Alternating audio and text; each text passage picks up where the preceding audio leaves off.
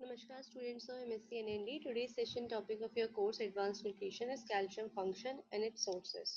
So starting with the function part, there are mainly three main function of calcium. The first is the formation of bone, second the clotting of the blood, and the third your muscle contraction. So now we will discuss each and every function in detailed way. First bone development of bones and teeth. ठीक है, तो इसमें क्या है आपका जितना भी अब तक आपने पढ़ा है कैल्शियम क्या है आपकी बोन्स एंड टीथ के लिए सबसे मेजर आपका मिनरल है.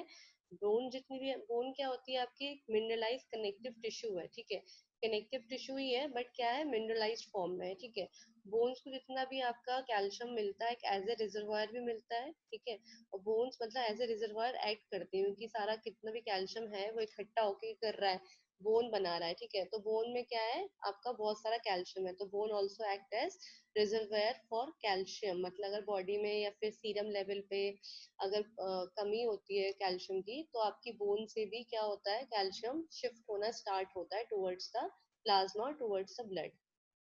जितना ही बल्क क्वांटिटी में कैल्शियम होता है वो आपका बोन्स एंड टीथ फॉर्मेशन में यूज होता है. ठीक है, second function is your clotting of blood. Clotting क्या होती है? फर्स्ट ऑफ ऑल क्लॉटिंग क्या होती है जब भी आपको कभी चोट लगती है.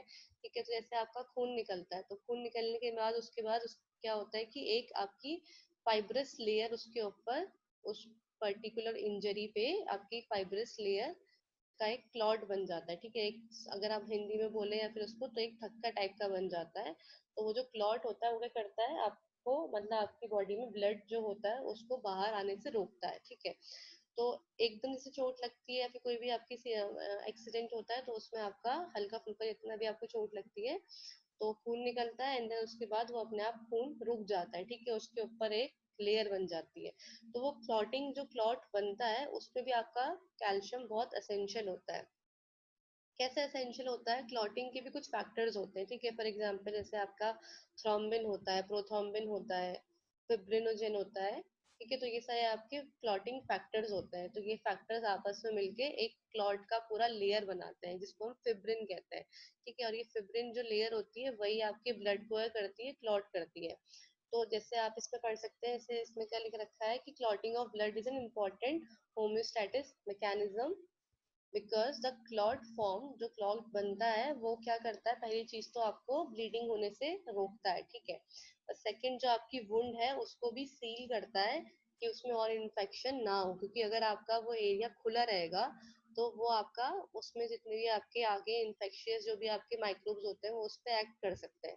तो वो उसको भी उस वुंड को भी उस चोट को भी क्या करता है, सील करके रखता है. तो this is the two main function of clot. ठीक है, अब मैकेनिज्म जो होता है कोagulation का वो कैसे होता है? फिब्रिनोजेन आपका क्या होता है, क्लॉटिंग फैक्टर होता है, ये ब्लड में ही प्रेजेंट होता है. इसका कन्वर्जन होना होता है फिब्रिन में. ठीक है, और इसके कन्वर्जन जो फिब्रिन में होता है वो कौन करता है, आपका कैल्शियम करता है. और जब तक फिब्रिन में कन्वर्जन नहीं होगा तब तक ब्लड क्लॉट नहीं होगा. तो आप समझ में आया आपका कैल्शियम क्यों जरूरी है. कैल्शियम आपका फिब्रिनोजन से फिब्रिन में कन्वर्ट हो रहा है. इसके साथ साथ कैल्शियम आपका क्या कर रहा है, यहाँ पे आप डायग्राम में देख सकते हैं. कैल्शियम आपका एक तो थ्रोम्बोप्लास्टिन आपका एक क्लॉटिंग फैक्टर होता है और इसको भी एक्टिवेट करता है. और प्लस आपका कैल्शियम क्या करता है, प्रोथ्रोम्बिन से थ्रोम्बिन में भी कन्वर्ट होता है. प्रोथ्रोम्बिन से थ्रोम्बिन बनता है, थ्रोम्बिन से फिब्रिनोजन बनता है और फिब्रिनोजन के बाद कैल्शियम दोबारा एक्ट करता है और फिर आपका क्या बनता है, फिब्रिन बनता है. ठीक है, so this is with the clotting of blood. Third main function is your muscle contraction. Muscle contraction क्या होता है, जैसे आपकी बॉडी में आप कोई भी मूवमेंट कर रहे हैं. ठीक है, तो वो मूवमेंट एक तो आपका क्या होता है, एक आपका एक्शन होता है, आपका रिलैक्सेशन होता है. ठीक है, तो रिलैक्सेशन में आपका जो मसल्स होती हैं वो क्या होती है, एकदम रिलैक्स हो जाती है. जब एक्शन होता है तो वहां पर वो क्या करती है, वर्क कर रही होती है. तो कैल्शियम क्या रोल प्ले करता है, कॉन्ट्रैक्शन का रोल प्ले करता है. एक तो आपका हार्ट में, ठीक है, आपकी हार्ट मसल्स को भी कॉन्ट्रैक्ट करता है और रिलैक्सेशन करता है. और एज वेल आपकी स्केलेटन मसल्स जो होती हैं, स्मूथ मसल्स होती हैं, उनमें भी वो क्या करता है, आपका कॉन्ट्रैक्शन रिलैक्सेशन का वर्क करता है. Calcium helps to regulate muscle contraction. Then the nerve impulses, nerve stimulate a muscle, then the body releases calcium. मतलब कि जैसे ही क्या होता है, ब्रेन में सब कुछ फंक्शनिंग हो रही है. ठीक है, ब्रेन में नर्व सेल्स ने बोला कि अब मेरे को एक कदम आगे बढ़ना है. ठीक है, तो जैसे ही मैं एक पाँव आगे रखूंगी तो वैसे ही मेरे जितने भी मतलब मेरे लेग्स के अराउंड जितना भी मसल्स होंगी उनमें क्या होगा, कैल्शियम एकदम से परफॉर्म करेगा और मेरी जो बॉडी है वो एकदम इमिडिएटली रिस्पॉन्ड करेगी टुवर्ड्स वॉकिंग, ठीक है। तो ये था आपका कैल्शियम कैसे रेगुलेट करता है मसल कॉन्ट्रैक्शन को। नर्व स्टिमुलेट करती है मसल्स को, और मसल्स फिर क्या रिलीज करती है, कैल्शियम को। कैल्शियम रिलीज जैसे ही होता है वैसे ही आपका मूवमेंट होता है, ठीक है। Calcium helps the protein in muscles to carry out the work of contraction.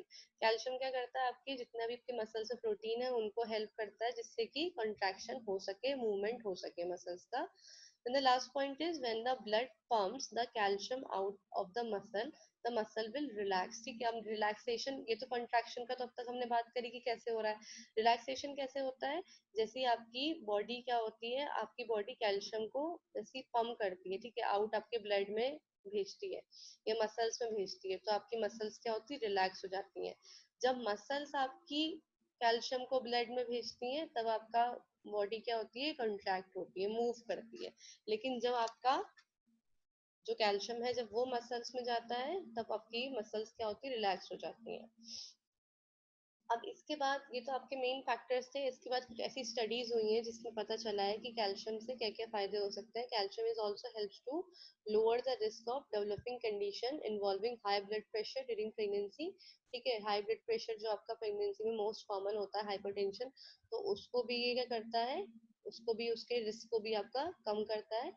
Second, it's lower the blood pressure in young people.